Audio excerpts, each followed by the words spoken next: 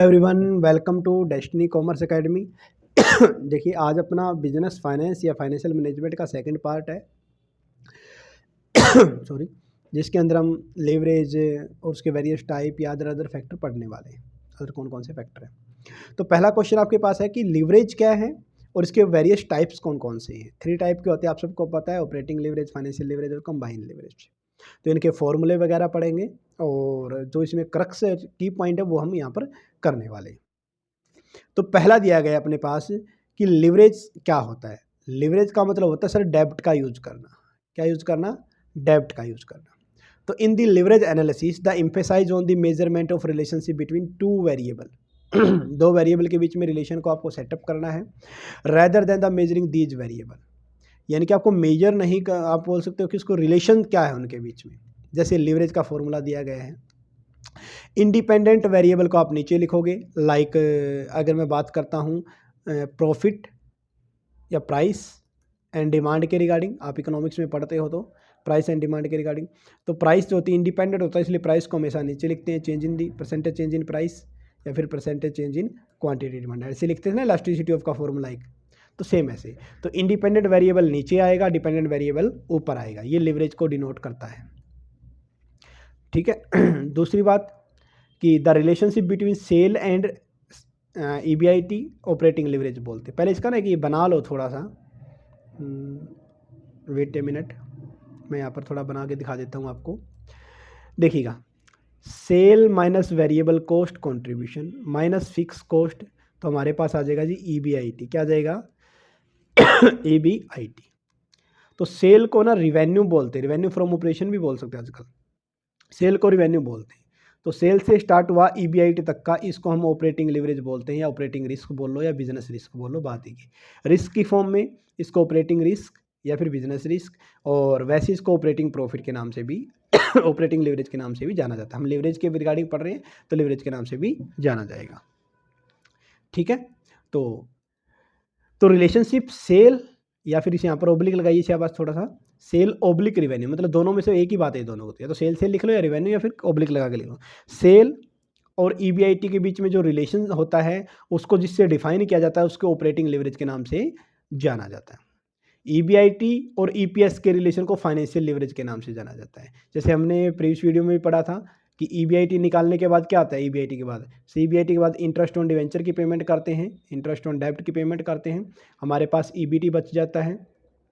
EBT के बाद हम टैक्स की पेमेंट करते हैं sir, at the rate tax की पेमेंट करते हैं। अर्निंग बिफोर टैक्स था, अर्निंग आफ्टर टैक्स आ जाता है। इसमें से अगर प्रेफरेंस वाला कुछ है तो प्रेफरेंस डिविडेंड की पेमेंट कर देंगे, तो earning available to equity share holder बच जाएगा। डिवाइड करेंगे number of equity share holder से, तो हमारे पास आ जाएगा EPS। तो EBIT से लेके EPS तक का रिलेशन, इसको फाइनेंशियल लिवरेज के नाम से जाना जाता है। और पहले वीडियो में मैंने बताया था इसको फाइनेंशियल रिस्क भी बोला जा सकता है। ठीक है ना, रिस्क और लिवरेज। तो ऑपरेटिंग लिवरेज किसको बोलेंगे सर? सेल से EBIT के बीच में रिलेशन को। और फाइनेंशियल लिवरेज किसको बोलेंगे? EBIT से EPS के बीच रिलेशन के बीच में। तो सर सेल से लेके और EPS तक के रिलेशन के बीच को क्या बोलेंगे? इसको, इन दोनों को कॉम्बिनेशन को क्या बोलेंगे? Combined leverage. क्या बोलेंगे इसको? कंबाइंड लिवरेज बोलते हैं। दोनों जोड़ दिए ना हमने यहाँ पर। तो डायरेक्ट रिलेशनशिप बिटवीन सेल या रेवेन्यू, यानी कि सेल का और EPS का रिलेशन करेंगे तो इसको हम कंबाइंड लिवरेज के नाम से जाने जाते हैं। तो 3 तरह की लिवरेज होते हैं, टाइप हम तीनों हैं यहाँ पर, 1 बाय 1 इसको एक्सप्लेन भी करेंगे, तो वहाँ से आपको और ज़्यादा पता चल जाएगा। और दो फाइनेंशियल चार्ज, अभी फाइनेंशियल चार्ज है ना, ये फाइनेंशियल चार्ज, वो चार्ज जो आपको पे करना ही करना पड़ता है। लाइक फिक्स कॉस्ट को भी हम फाइनेंशियल चार्ज के रूप में लिख सकते हैं, मेंशन कर सकते हैं। और इंटरेस्ट ऑन डेब्ट को भी हम कर सकते हैं, इंटरेस्ट ऑन डेब्ट को। ठीक है। जो फिक्स कॉस्ट आती है आपने देखा हो तो ये आपकी ऑपरेटिंग लिवरेज के अंदर आती है, और इंटरेस्ट ऑन डेब्ट का जो यूज किया जाता है वो फाइनेंशियल लिवरेज के अंदर किया जाता है। तो financial charge is more important and directly relevant because the financial manager would try to maximum EPS। तो फाइनेंशियल चार्ज अगर आपने आइडेंटिफाई कर लिया, उसको कंट्रोल में कर लिया, तो आप इजिली EPS को बढ़ा सकते हो अपने। तो ये तो था कुछ लिवरेज होता क्या है सर, थोड़ा बहुत। अब लिवरेज के बारे में थोड़ा सा डिटेल में दिया गया है। ठीक है। टाइप ऑफ लिवरेज है, 3 तरह का होता है। पहला आता है अपने पास operating leverage, measure the relationship between sale या रेवेन्यू, एक हटा दो इसको, चाहिए याद रख लो, सेल और EBIT के बीच में। तो ऊपर क्या लिखेंगे? Change in percentage change in EBIT divide by percentage change in sale revenue, या सेल या रेवेन्यू बोल सकते हो, रेवेन्यू फ्रॉम ऑपरेशन बोल सकते हो, ठीक है, बात एक ही है। तो सेल क्या है, ये सर इंडिपेंडेंट वेरिएबल है और ये EBIT क्या है, डिपेंडेंट, क्योंकि बेचेंगे तभी तो प्रॉफिट होगा, या आप बोलो सर पहले प्रॉफिट होता है फिर बेचते हैं, ऐसा नहीं है जी। नेक्स्ट वन क्या दिया गया है, इफ OL का मतलब ऑपरेटिंग लिवरेज के बारे में बात कर रहा है। अगर ऑपरेटिंग लिवरेज 1.5 है, इसका मतलब क्या सर, OL का फॉर्मूला था EBIT डिवाइड बाय में सेल, ये था। तो अगर ये 1.5 आ गया तो नीचे 1 आ गया ना, नीचे क्या हो गया 1। तो नीचे क्या दे रखा था सर, सेल दे रखा था, और ऊपर क्या दे रखा था सर, प्रॉफिट EBIT दे रखा था। तो इसने बोला रखा भी 1% अगर आप सेल को बढ़ाते हो तो आपका ऑपरेटिंग लिवरेज 1.5% से बढ़ जाएगा, ठीक है। और ऐसा क्यों होता है, फिक्स कॉस्ट के कारण। मैंने बोला ऑपरेटिंग लिवरेज किस पे डिपेंड करेगा, फिक्स कॉस्ट, क्योंकि फाइनेंशियल चार्ज के थ्रू निकालना थोड़ा इजी रहता है, तो फिक्स कॉस्ट आ जाती है। कैसे फिक्स कॉस्ट आती है, sale minus variable cost, contribution minus fix cost और EBIT। और आपको पता है EBIT और सेल का रिलेशन ऑपरेटिंग लिवरेज कहलाता है। तो यहाँ पर ये जो फिक्स कॉस्ट है ना, इसको आप मैनेज कर लो, बाकी सब मैनेज हो जाएगा सर। सेकंड पॉइंट दिया गया ऑपरेटिंग लिवरेज में, अगर कोई फिक्स कॉस्ट नहीं है, sale minus variable cost, contribution, fix cost और ये आपकी EBIT था ना, कितनी बार लिख लो चाहे इसको आप, ये मान लिया 100 था, ये 30 था, तो ये कितना आ जाएगा, कंट्रीब्यूशन 70 आ जाएगा। अगर फिक्स कॉस्ट 0 है तो EBIT भी क्या होगा, सॉरी फिक्स कॉस्ट अगर कंट्रीब्यूशन अगर 70 है तो EBIT भी क्या होगा, 70 होता है। तो अगर फिक्स कॉस्ट है ही नहीं तो ऑपरेटिंग लीवरेज 1 होता है। ऑपरेटिंग लीवरेज क्या होता है, 1। कैसे, ऑपरेटिंग लीवरेज का फॉर्मूला क्या था, contribution divide by EBIT। Contribution कितना है सर, कंट्रीब्यूशन है सर 70, और EBIT कितना सर, ये भी 70 है, तो ऑपरेटिंग लीवरेज कितना होगा सर, 1 के बराबर। अगर फिक्स कॉस्ट नहीं है तो ऑपरेटिंग लीवरेज 1 होता है, अगर फिक्स कॉस्ट है तो ऑपरेटिंग लीवरेज अलग अलग होता है। तो इसलिए तो बोला जाता है, क्या बोला जाता है सर, ऑपरेटिंग लीवरेज को फिक्स कॉस्ट डिसाइड करती है। तो higher the level of fix cost greater the magnify effect या greater would be the degree of operating leverage, ठीक है। तो दो तरह के, आपकी बार PGT वाले में तो थोड़ा सा उन्होंने कर दिया सिस्टम, वरना दो बनते हैं ऑपरेटिंग लिवरेज का, तो ये कंट्रीब्यूशन डिवाइड बाय EBIT, और एक होता है डिग्री ऑफ ऑपरेटिंग लिवरेज। क्या होता है, डिग्री ऑफ ऑपरेटिंग लिवरेज, इसका फॉर्मूला बनेगा percentage change in EBIT divide by percentage change in sale. हालांकि सॉरी, जो PGT में आया था ना, उसमें तो दोनों को एक ही माना गया था ठीक है, उसमें ऑप्शन ऐसे दे रखे थे कि दोनों को एक ट्रीट किया जाए। फिर इसके बाद देखा next one, if there is no fix cost no operating leverage. अगर फिक्स कॉस्ट नहीं है तो ऑपरेटिंग लिवरेज भी नहीं है। Percentage change in EBIT will be the same in the percentage change in sale, operating leverage 1। ये हमें पढ़ के आए, वही है 70 वाला जो हमने किया। नेक्स्ट वन आता है sir, operating leverage positive negative दोनों हो सकती है, बिल्कुल हो सकती है। कैसे हो सकती है, positive degree of operating leverage means the sale of operating leverage is higher than the break even point. अगर आपने ब्रेक इवन पॉइंट, आपको पता है जैसे यहाँ से आपने 1 यूनिट बनाई और यहाँ आपने 100 यूनिट बना दी, तो ये बीच में आ गया मान लें कि 70 यूनिट। अगर आप 70 यूनिट बनाते हैं तो क्या हो जाएगा, ब्रेक इवन पॉइंट होगा सर, मतलब ना प्रॉफिट ना लॉस, ठीक है। यहाँ तो लॉस में ही चल रहा है सारा, या सारा प्रॉफिट में ही है। ये कंडीशन ऐसी है जहाँ पर नो प्रॉफिट नो लॉस होता है, अगर 70 यूनिट का प्रोडक्शन आप करते हो तो, या बेचते हो तो positive degree of operating leverage profit को बोलेंगे, negative degree of operating leverage loss को बोलते हैं। तो positive degree of operating leverage means that firm operating higher than the break even. अगर ब्रेक इवन पॉइंट से ज़्यादा कमा रही है तो बोथ द EBIT प्रॉफिट को तो EBIT बोलते हैं, यहाँ पर EBIT लिख लो, चलो नहीं समझ में आता तो, ठीक है। और सेम डायरेक्शन में होगा, मतलब सेल बढ़ेगी तो आपका प्रॉफिट भी बढ़ेगा, no doubt. Negative operating leverage के अंदर क्या होता है, lower than the break even से कम होता है, तो EBIT क्या होती है, हमेशा नेगेटिव, यानी कि लॉस में होती है। नेगेटिव का मतलब लॉस होता है, यहाँ पर EBIT का मतलब प्रॉफिट, यानी कि प्रॉफिट नहीं लॉस होता सर। दूसरा आता है जी फाइनेंशियल लिवरेज। सेकंड वन क्या दिया गया अपने पास, फाइनेंशियल लिवरेज। ये रिलेशनशिप किसके बीच में, EBIT और EPS हम करके आ चुके हैं। EBIT में से पहले इंटरेस्ट ऑन डेब्ट घटाओ, फिर टैक्स घटाओ, फिर प्रेफरेंस डिविडेंड घटाओ, फिर number of equity share holder से डिवाइड कर दो, तो आपके पास EPS आ जाएगा सॉरी। फिर एक होता है फाइनेंशियल लिवरेज, डिग्री यहाँ पर D लगा लेना, डिग्री ऑफ फाइनेंशियल लिवरेज। और एक अपने पास होता है, अपने पास क्या, फाइनेंशियल लिवरेज। एक सिंपल फाइनेंशियल लिवरेज का फॉर्मूला ये है, और डिग्री ऑफ फाइनेंशियल लिवरेज का फॉर्मूला आपके पास ये दे रखा।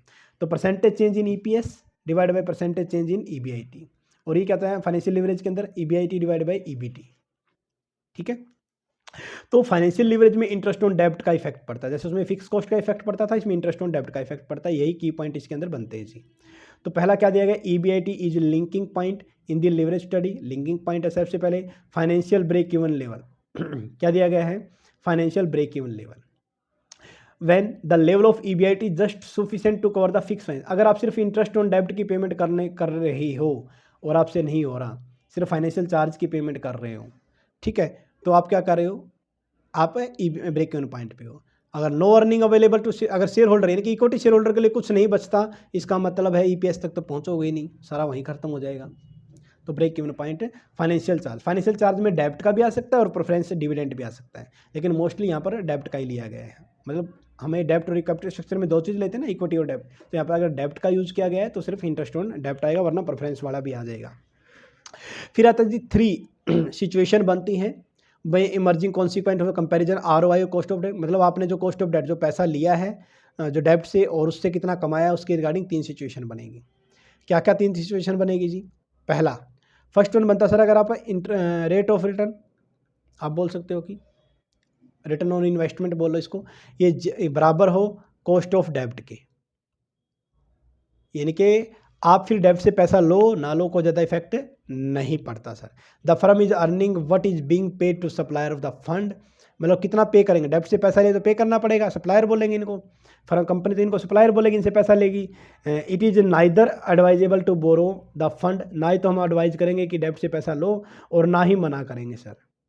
And the firm may not be able to generate the supply, मतलब नहीं मना करेंगे, मतलब न्यूट्रल सिचुएशन है। लेकिन अगर ROI rate interest return on investment क्या है, कम है कॉस्ट ऑफ डेब्ट से, ठीक है, तो हमें लॉस होगा sir. Firm will in be fact that the loss of the employ borrowed fund option for the डेब्ट फाइनेंसिंग। तो अगर आपने डेब्ट से पैसा लिया है और ROI कम है तो आपको क्या होगा, अनफेवरेबल फाइनेंशियल लिवरेज होगा। लेकिन अगर रिटर्न ऑन इन्वेस्टमेंट ज़्यादा है, कॉस्ट ऑफ डेब्ट कम है, तो आपका फेवरेबल होता है। तो इसी को बोलते हैं हम trading on equity. Trading on equity का मतलब क्या होता है सर, इक्विटी के साथ साथ डेब्ट का यूज़ करना। याद रखना, इक्विटी के साथ डेब्ट का यूज़ करना है, ना कि डेब्ट के साथ इक्विटी। बात तो एक ही, लेकिन बोलने का सेंस थोड़ा अलग हो जाता है। फिर आता है जी अपने नेक्स्ट वन पॉइंट अपना फाइनेंशियल लीवरेज। FL का मतलब होता है financial leverage emerge as a result of fix finance cost. Fix finance cost कौन सी हो सकती है, या तो इंटरेस्ट ऑन डेब्ट हो सकता है, डिवेंचर हो सकते हैं, या फिर प्रेफरेंस डिविडेंड हो सकता है, ठीक है। अगर फिक्स फाइनेंशियल कॉस्ट नहीं है तो ये क्या होगा, फाइनेंशियल लीवरेज 1 के बराबर का। वही बात है कि अगर फिक्स कॉस्ट नहीं है तो ऑपरेटिंग लीवरेज 1 के बराबर है, इसी तरह फिक्स फाइनेंस कॉस्ट नहीं है तो फाइनेंशियल लीवरेज भी 1 के बराबर होती है।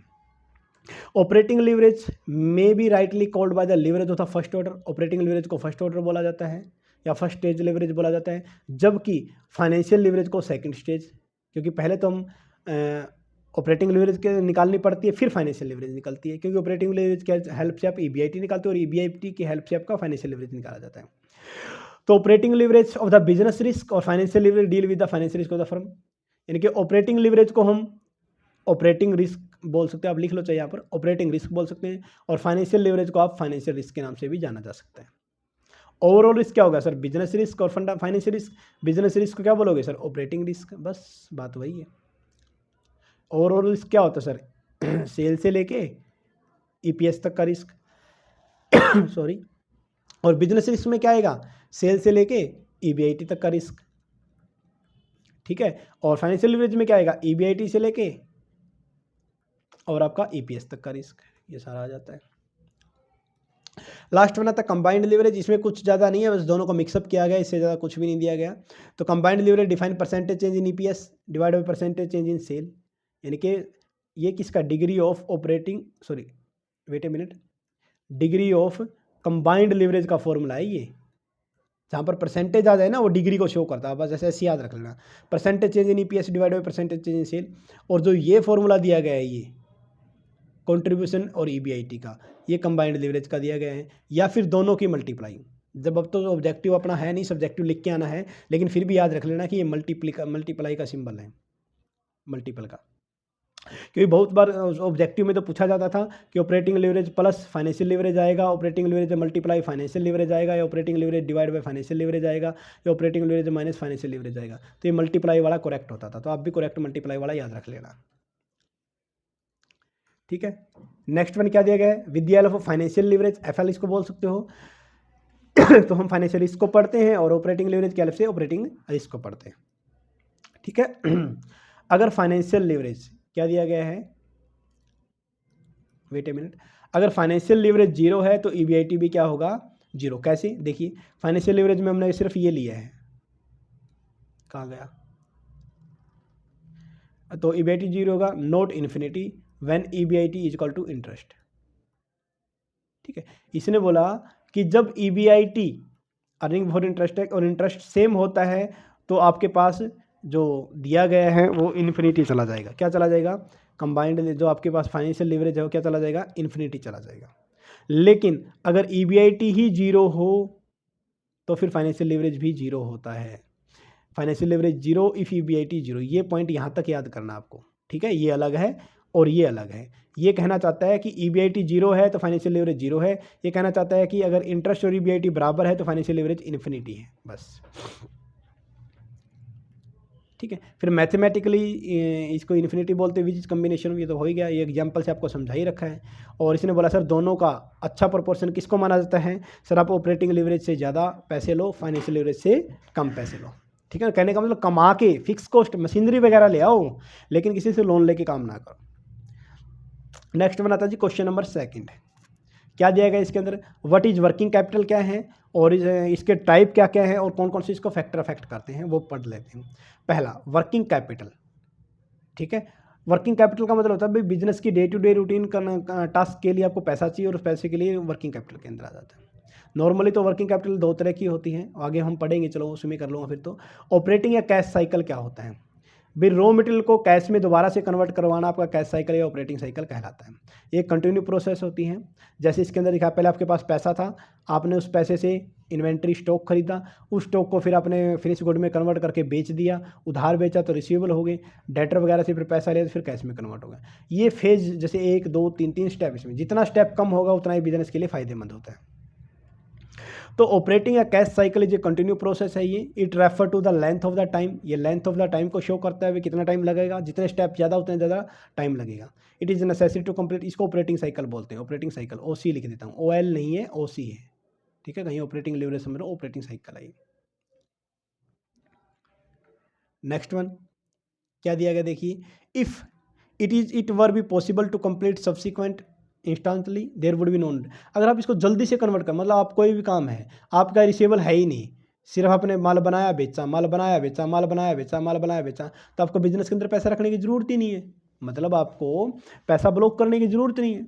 ठीक है, तो ग्रोस वर्किंग कैपिटल रखने की जरूरत नहीं, मतलब ग्रोस वर्किंग, देखो ग्रोस वर्किंग कैपिटल एक होता है net working capital. Gross working capital में सिर्फ करंट एसेट आती है, नेट वर्किंग कैपिटल में current asset minus current liability को इंक्लूड किया जाता है। ठीक है, नेक्स्ट वन आता है ऑपरेटिंग साइकिल। तीन तरह के हो सकते हैं, मतलब कंपनी टू कंपनी वेरी करता है ऑपरेटिंग साइकिल। तो पहले तो पेपर में ऐसा पूछा जाता था किसका ऑपरेटिंग साइकिल बड़ा होता है किसमें छोटा होता है। तो सबसे पहले दिया cash get converted into inventory, मतलब ऑपरेटिंग साइकिल इसी को समझाएगा, सॉरी इसको ही समझाएगा। कैश को इन्वेंट्री में कन्वर्ट कर रहे हैं, इन्वेंट्री को रिसीवेबल में, रिसीवेबल को फिर कैश में, बस यही है। Cash get inventory into the cash get converted into the inventory. जो मैन्युफैक्चरिंग इंडस्ट्री होते हैं खासकर, वो रॉ मटेरियल को वर्क इन प्रोग्रेस में कन्वर्ट कर रहे हैं, वर्क इन प्रोग्रेस को फिनिश गुड में, फिनिश गुड को फिर बेचते हैं। ये मैन्युफैक्चरिंग प्रोसेस का जो ऑपरेटिंग साइकिल है वो बड़ा होता है। और अगर सिर्फ कोई ट्रेडिंग कंपनी है, सिर्फ कोई बना बनाया माल बेचती है, तो उसका ऑपरेटिंग साइकिल क्या होता है, कम होता है। आप इसके साथ साथ ही याद रख लो इसको। ठीक है, नेक्स्ट बनाता सेकंड, फिर inventory convert in the receivable. Inventory को रिसीवेबल में कन्वर्ट करना, मतलब माल को उधार बेचना। तो जो उधार नहीं बेचती फर्म उसके लिए ये स्टेप होता है, नहीं उसको छोड़ दो। नेक्स्ट बनाता है it represent the stage of when receivable are collected. Receivable are collected का मतलब क्या होता है कि आपने डेटर से पैसा लेना है। ठीक है, इसके अंदर वो आ जाता है। तो 3 स्टेप बनेंगे, 3 प्रोसेस बनेगी ऑपरेटिंग साइकिल की। पहला तो सर कैश को इन्वेंट्री में कन्वर्ट करना, दूसरा इन्वेंट्री को रिसीवेबल में कन्वर्ट करना, तीसरा रिसीवेबल को फिर से कैश में कन्वर्ट करना। तो जिसका जितना ऑपरेटिंग साइकिल छोटा होता है उतना ही अच्छा, उतनी ही वर्किंग कैपिटल की रिक्वायरमेंट कम होती। टाइप ऑफ वर्किंग कैपिटल, पहला था on the basis of concept, concept के बेस पे वर्किंग कैपिटल। ये चार्ट आपको दिख रहा होगा, पहले तो ये चार्ट ही कर लेते हैं, उसके बाद ही करेंगे आगे। तो देखिए जी क्या कोड दिया गया है इसके अंदर। सबसे पहले दिया गया टाइप ऑफ वर्किंग कैपिटल, 2 तरह की होती है, on the basis of concept, दूसरा on the basis of periodicity. Concept के बेस पर परमानेंट हो सकती है और वेरिएबल हो सकती है। परमानेंट के आगे further 2 type, regular permanent, reserve permanent. Variable के 2 type, sessional permanent, sessional variable और स्पेशल वेरिएबल। इसी तरह से पीरियोडिकल के बेस पे ग्रोस और नेट। ग्रोस का हम पढ़ चुके हैं, करंट एसेट आएगा, और नेट का हम पढ़ चुके हैं, current asset minus current liability आएगा। अब करंट एसेट के अंदर क्या क्या होता है, करंट लायबिलिटी के अंदर क्या क्या होता है, ये तो सबको पता ही होता है, ठीक है। करंट एसेट ऐसी चीज़ जहाँ पर आप इन्वेस्ट करते हो विदिन 1 ईयर के लिए अंदर, उन एसेट में इन्वेस्ट करना जिसको विदिन 1 ईयर कैश में कन्वर्ट कर पाओ, और करंट लायबिलिटी जिसकी विदिन 1 ईयर पेमेंट करनी हो, ठीक है। बाकी तो आप पढ़ सकते हो, लिख सकते हो, इतना कोई बड़ा इश्यू नहीं है। तो आइए पढ़ते हैं type of working capital on the basis of concept. Concept के बेस पे कितनी 2 तरह की थी सर, परमानेंट और वेरिएबल। परमानेंट वर्किंग कैपिटल या इसको फिक्स वर्किंग कैपिटल के नाम से भी जाना जाता है। किसी भी बिजनेस के लिए इस कैपिटल का होना बहुत ज़्यादा ज़रूरी है। जैसे इसको एक एग्जांपल से मैं आपको समझाता हूँ। मान ले कोई भी शोरूम वाला है, वो अपने शोरूम में डेली जो गल्ले में है वो 10,000 रुपये छोड़ के जाता है। क्यों छोड़ के जाता है? ताकि जब वो सुबह आए और कोई कस्टमर आए तो उसके पास उधार हो। ऐसा नहीं कि वो अगर मान लेके दे दे आपके पास, आपको 500 का नोट और आपके पास खुले ही ना हो। आजकल तो पेटीएम वेटीएम चल गए हैं, ऑनलाइन चल गया सिस्टम, इतना ज़्यादा प्रॉब्लम नहीं आती। लेकिन फिर भी हम मान के चलते हैं कि परमानेंट वर्किंग कैपिटल या 10,000 मान लो, या फिर ऐसे मान लो कि इतना पैसा तो बिजनेसमैन के पास होना चाहिए कि जो उसके काम कर रहे हैं, जो वर्कर वगैरह हैं, उनकी टाइमली सैलरी दे सके, इन्वेंट्री खरीद सके, ठीक है। For a company the process of continuing, लगातार ये चलती रहती है। Need to be required supply of the working capital की जरूरत पड़ती रहती है। वर्किंग कैपिटल की कांस्टेंट भी जरूरत नहीं पड़ती, बट फ्लक्चुएटिंग होता है। तो लेकिन मिनिमम पैसा तो फिर भी चाहिए। हालांकि वर्किंग कैपिटल कांस्टेंट नहीं होता, फ्लक्चुएटिंग होता है, लेकिन फिर भी मिनिमम पैसा तो चाहिए ही चाहिए। मैंने आपको पहले ही बता दिया ऐसा, जैसे कि रेंट पे करना है, बिजली बिल पे करना है, तो इतना पैसा तो एक दुकानदार रखेगा, उसको कहीं एसेट में जाके इन्वेस्ट नहीं करेगा। तो 2 तरह की परमानेंट कैपिटल होती है, एक तो रेगुलर वर्किंग परमानेंट कैपिटल, एक होती है रिजर्व वर्किंग परमानेंट कैपिटल। जैसे कि आपको डायग्राम दिख रहा है, ये इसके अंदर देखो क्या दिया गया है, ये टाइम दिया गया है, ये परमानेंट के रिगार्ड, सॉरी ये टाइम दिया गया यहाँ पर वर्किंग कैपिटल दे रखी, और ये परमानेंट का दिखा रखा है ऐसे, ठीक है। ये एक फर्म, वो फर्म है जो ग्रोथ नहीं करे, क्योंकि ग्रोथ फर्म होती तो इसका ऐसे बनाते परमानेंट का, क्योंकि लगातार ग्रोथ, क्योंकि देखो अगर बिजनेस कांस्टेंट रेट से चल रहा है तो ये 10,000 रुपये रखेगा हमेशा। लेकिन अगर इसका बिजनेस बढ़ गया तो इसके क्या पता 12 रखने पड़ जाए परमानेंट। और परमानेंट के ऊपर जो होता है उसको टेम्परेरी बोलते हैं। ये कभी ज़्यादा हो सकती है, कभी कम हो सकती है, कभी ज़्यादा हो सकती है, कभी कम हो सकती है। तो रेगुलर वर्किंग कैपिटल और रेगुलर परमानेंट वर्किंग कैपिटल कौन सी होती हैं? जो सैलरी, वेजेज, रॉ मटेरियल पे करने के लिए होती हैं। और रिजर्व वाला क्या होता है? Reserve capital available working capital regular से जो ज़्यादा होती है उसको हम क्या बोलते हैं? रिजर्व बोलते हैं। किस लिए यूज करते हैं ये याद करना जरूरी है।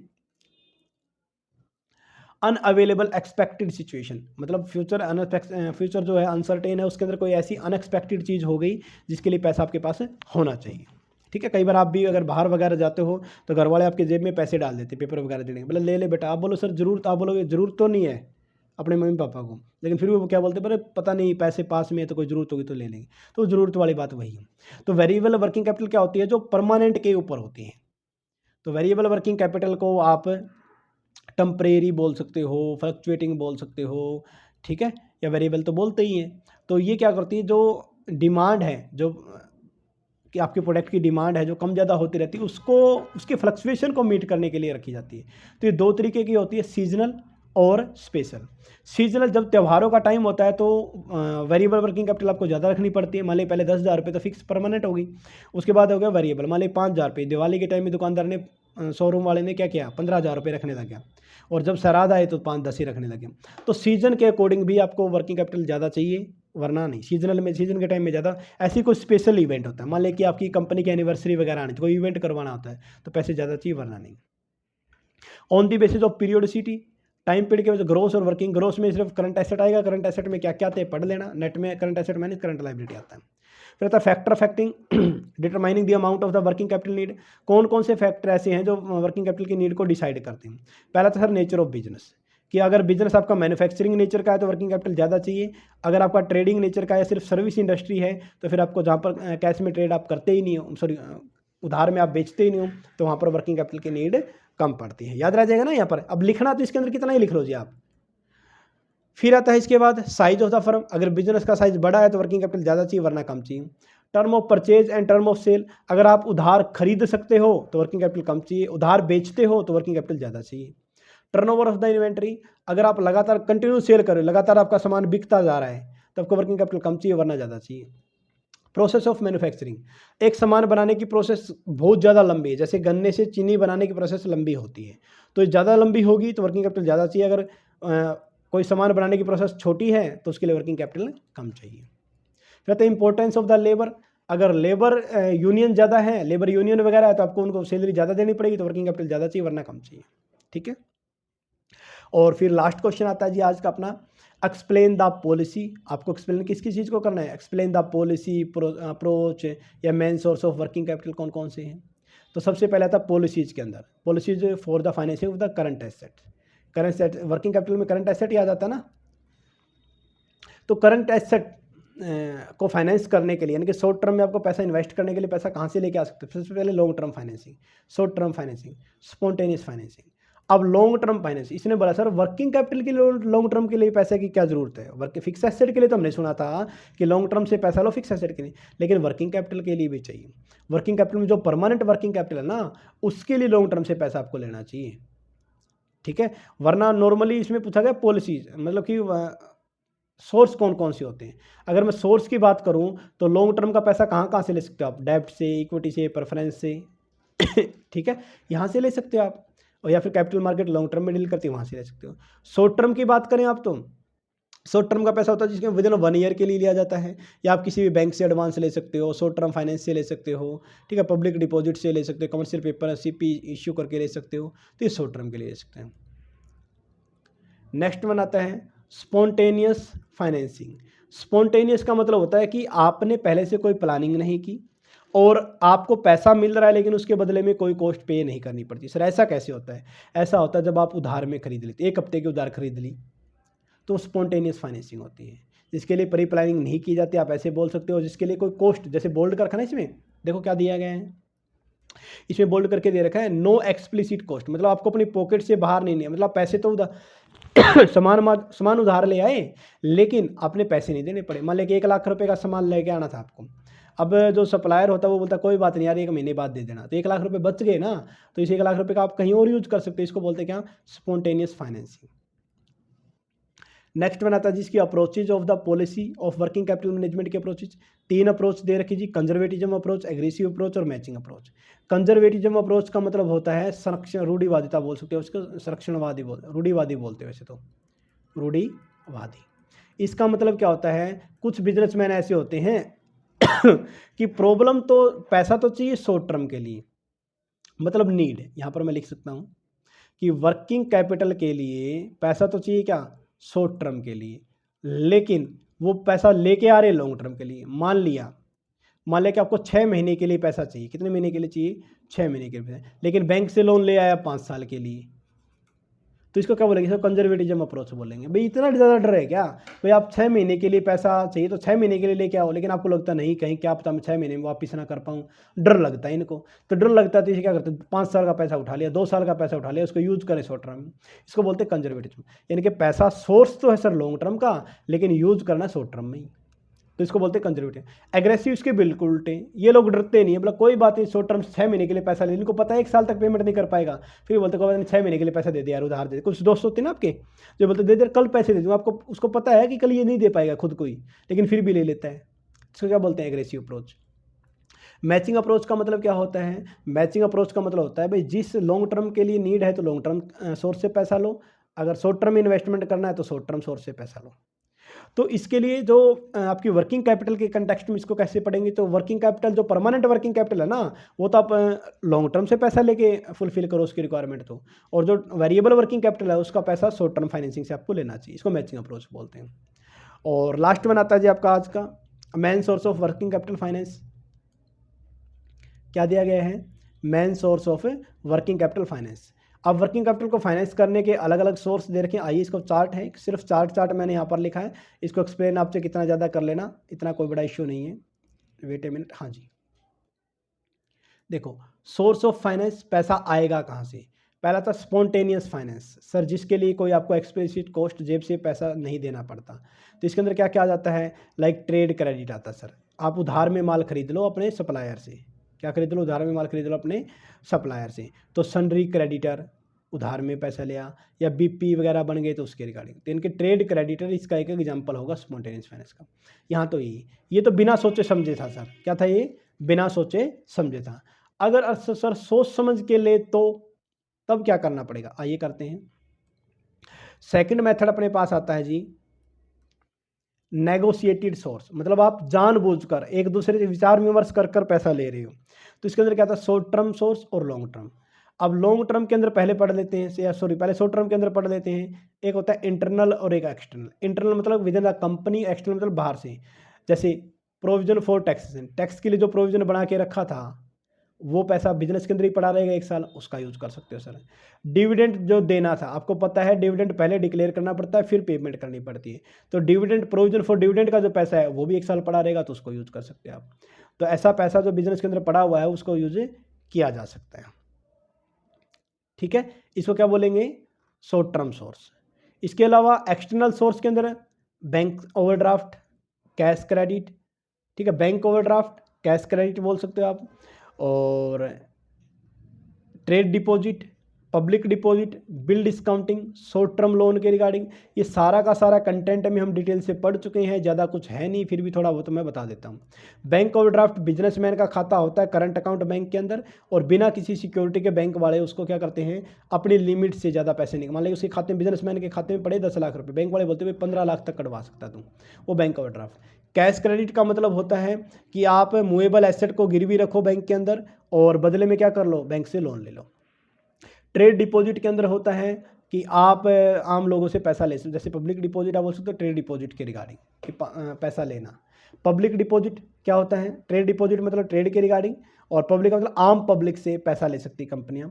बिल डिस्काउंटिंग का मतलब क्या होता है कि आपने मान लिया कि पर्सन ए है, उसने बी को सामान बेच दिया 3 महीने के उधार पर, लेकिन ए को पैसे की नीड अभी पड़ गई, तो बैंक में गया, उस बिल को दे दिया और बिल्स को डिस्काउंट करा लिया। बिल डिस्काउंटिंग का मतलब होता है बिल को कैश में कन्वर्ट करना। शॉर्ट टर्म लोन ले सकते हैं। फिर आता है लॉन्ग टर्म सोर्स में बात करेंगे इंटरनल और एक्सटर्नल की। इंटरनल में रिटेन प्रॉफिट, जो आपने प्रॉफिट बचा के रखा है वो, और या फिर डेप्रिसिएशन के रिगार्डिंग जो प्रोविजन बना के रखा था, डेप्रिसिएशन, प्रोविजन फॉर डेप्रिसिएशन किसी एसेट के लिए 10 साल के लिए बनाते हैं ना, 10 साल 5 साल काम करेगी, तो वो पैसा यूज कर सकते हैं लॉन्ग टर्म में। इसी तरह एक्सटर्नल में शेयर कैपिटल, डिवेंचर, बॉन्ड वगैरह वो आ जाते हैं, ठीक है। तो इसको बहुत ज़्यादा एक्सप्लेन किया जा सकता है, लेकिन अभी आपको इतना ही करना है, इसको अलग से क्वेश्चन भी बनाया जा सकता है। तो होप शो जितने क्वेश्चन करवाए हैं उसमें सारा का सारा कंटेंट आपका जो फाइनेंशियल मैनेजमेंट का कवर करने की कोशिश की है, तो आपको समझ में आया होगा। तो समझ में आया तो अच्छे से कमेंट कीजिएगा। Thank you all of you.